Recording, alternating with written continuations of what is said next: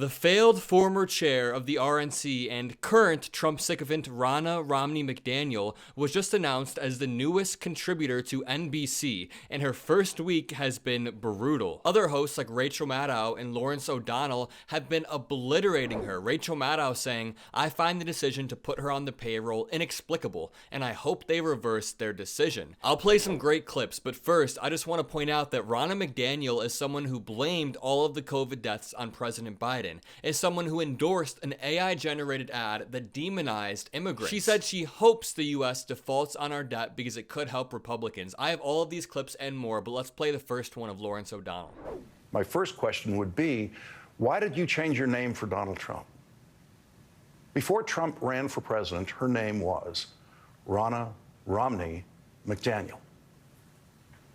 How does that feel, to change your name to curry favor with a madman because he doesn't like your uncle? How did you explain that to your kids? What lesson did your kids learn from that? And I mention her kids because she always mentions her kids and that she's a mother whenever she is speaking publicly. The reason that was so brutal is because it is spot on. Ronna decided that kissing the ring isn't enough. She sucked the ring off of Trump's finger and she changed her entire name. I don't know how she'll explain that to her kids. Watch this clip of Ronna defending this AI-generated ad that demonizes illegal immigrants. Then I have some more great takedowns for you. All right, so let's talk about what you guys did. You immediately responded to his rollout saying he's going to run again. He kind of said that, let me finish the job. You guys rolled this out, and it's AI generated. Here's a portion. Border agents were overrun by a surge of 80,000 illegals yesterday evening. Officials closed the city of San Francisco this morning, citing the escalating crime and fentanyl crisis. So Ronna essentially saying that will happen if he gets 4 more years. Can you bring us the mindset going into that ad? So first of all, it is AI generated. So we're sharing that up front ethically. So it's not a deep fake.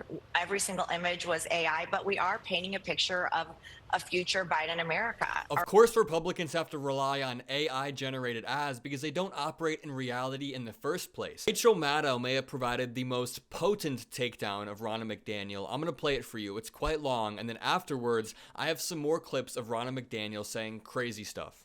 The person who is the head of the Republican Party during Donald Trump's time in office and during his effort to throw out the election result and stay in power anyway, and during his effort to run for election again after having done that, is Ronna Romney McDaniel. And she pitched in and helped. She helped set in motion the part of the plot that involved sending fake Trump electors to Congress from states that Trump did not win. So Republicans in Washington could use those fake, fraudulent elector slates to contend that maybe Trump did win those states, even though he didn't. And don't believe me on that. There she is on page 23 and page 27 of the federal indictment charging Donald Trump with conspiring to defraud the United States. There's her personal appearance in this scene of the crime, as alleged by the U.S. Justice Department in this ongoing criminal case. In Michigan, where the fake electors are themselves now on trial, she told the state of Michigan in writing explicitly, do not certify the election results. The Detroit News has reported that with Donald Trump on the phone with her, she directed Michigan election officials to not certify the vote. She told them, quote, do not sign it.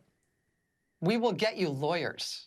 Ronna McDaniel went along with Donald Trump's scheme and used her power as the head of the RNC to try to subvert the will of the American people, to stoke the flames of January 6th and lead to more division. And now NBC is trying to rehabilitate her image. Just a few weeks ago, Ronna was calling January 6th legitimate political discourse, and her lies led directly to the violence we saw on January 6th. But now she's on Meet the Press, walking back all of her previous statements. Watch. Right, well, let's talk about the election now. Donald Trump says one of his first acts, if he is reelected to a second term, would be, quote, to free those charged and convicted of crimes related to January 6th. Do you support that?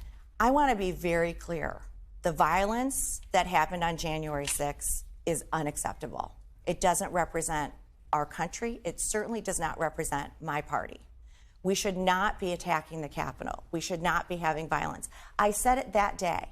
I put a statement out that day that this is not acceptable. If you attacked our Capitol and you've been convicted, then that should stay. So then, but to the question though, do you disagree with Trump saying he's going to free those who've been charged? I do not think people who committed violent acts on January 6th should be freed. So you disagree with that? He's been saying that for months. Ronna, why not speak out earlier? Why just speak out about that now? When you're the RNC chair, you kind of take one for the whole team. Which team is Ronna on exactly? Because taking one for the team should mean standing up for democracy and the Constitution no matter what, even if your party will give you crap for it. Taking one for the team does not mean capitulating to the most extreme voices, stoking the flames of division in January 6th and peddling that election fraud lie. If anything, she seems to be on the team of the Russians or anybody else except for true Americans. Here's a clip of Ronna telling Donald Trump that he's been so great to women despite knowing that he stripped away reproductive freedoms and that he has a perverted history. Watch. Thank you for what you're doing. Thank you for being out there. I just have two fun things I wanted to say to you. One, you're such a wonderful person. You've been so great to women. If by great to women she means credibly accused of sexually assaulting over 30 women, then sure. I have one final clip of Rachel Maddow providing the metaphorical kill shot to end Ronna McDaniel's new stint at MSNBC. But we do defend ourselves as an institution, not because we're personally offended by the way that we're treated, but because a free and uncowed press is necessary for our democracy. A free and uncowed press is part of our system of government.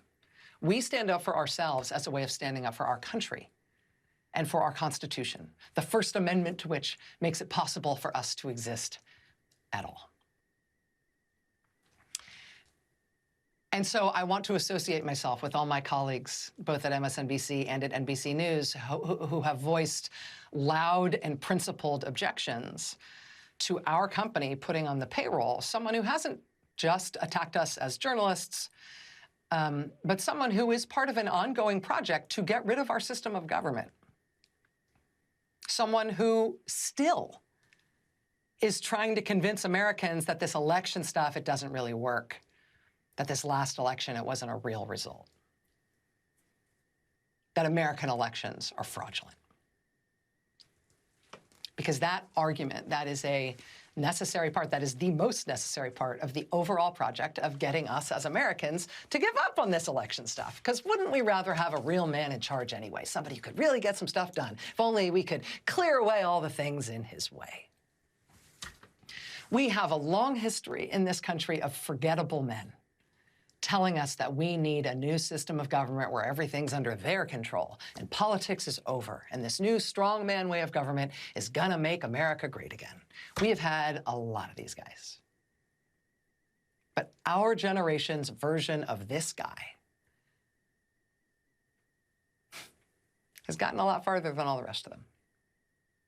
And why is that? He would have been as forgotten as all the rest of them had he not been able to attach himself to an institution like the Republican Party, and had the leader of that party in his time not decided that she wouldn't just abide him, she would help. She would help with the worst of it.